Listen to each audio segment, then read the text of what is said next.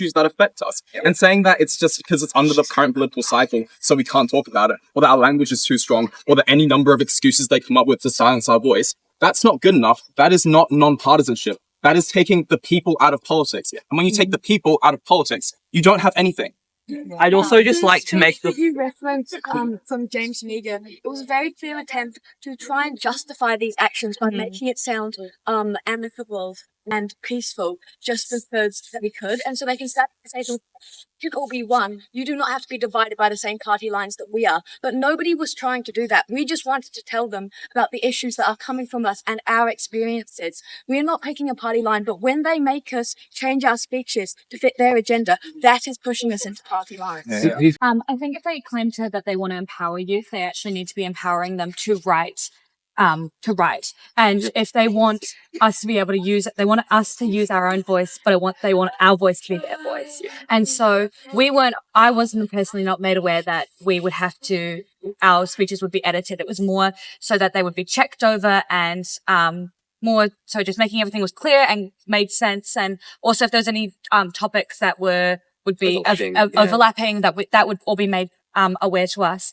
We had no idea that it would be edited without any further consultation and that their edits would be the final copy of the speeches. Yeah, 3 years ago, yes, they did have, to some extent, the similar principles, but what they didn't have is vetting everyone's speeches, going through it to edit out any sense of opinion or any kaupapa that we're trying to push, right?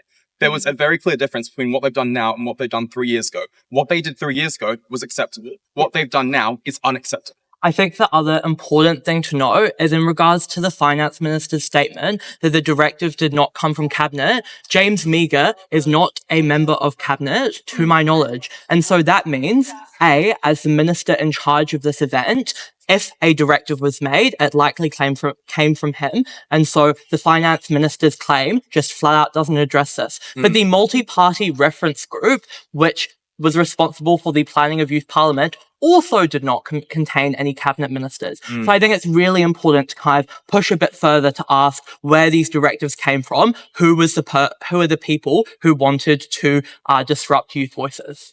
And I think at its core, this is youth parliament. We are youth MPs. We're supposed to get a little bit political. We're engaging in the democratic process. We're supposed to critique and give our opinion and call things out that don't sit right with us and our values. And I think that principle of youth parliament and democratic process has been blurred with party lines and trying to keep things politically neutral. As youth MPs, we just don't believe that it's fair that our voices be diluted to fit this narrative that the government is trying to put out there. What did you expect when you came in here and you were like, I have to be a youth MP? Yeah. Well, I guess I can really only speak to my experience, but I was really excited to be a youth MP and to get opinions, my voice, and the voice of the people that live within my electorate, that communities that I know, and to get that opinion out to people.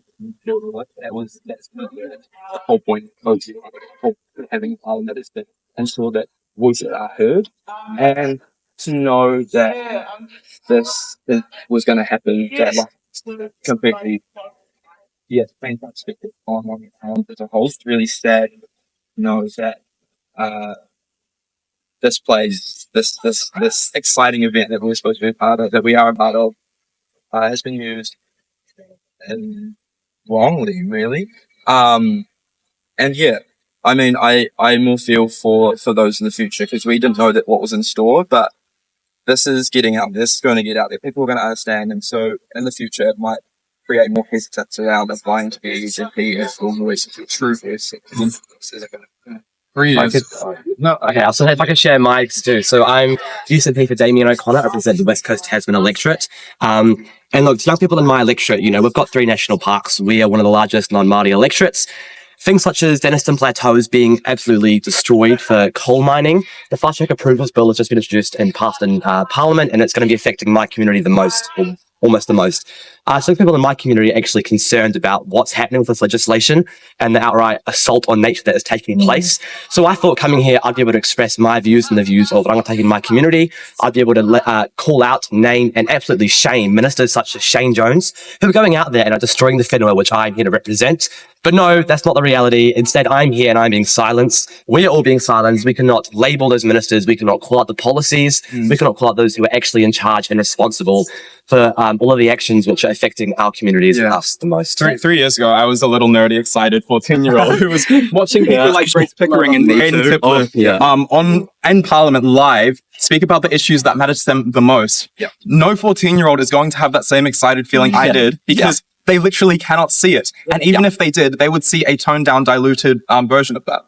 I think as well, it's really important to note the tone shift in how people are feeling going into this. Because previously, I think a lot of people were feeling really excited. They were feeling perhaps quite hopeful about what they could achieve with it. And now I think there's a general sense of fear that, you know, they're going to get in trouble, that we've been told that the speaker will send people down if we don't follow these rules. And so I think that people have gone from what should be a really exciting event to just feeling quite scared.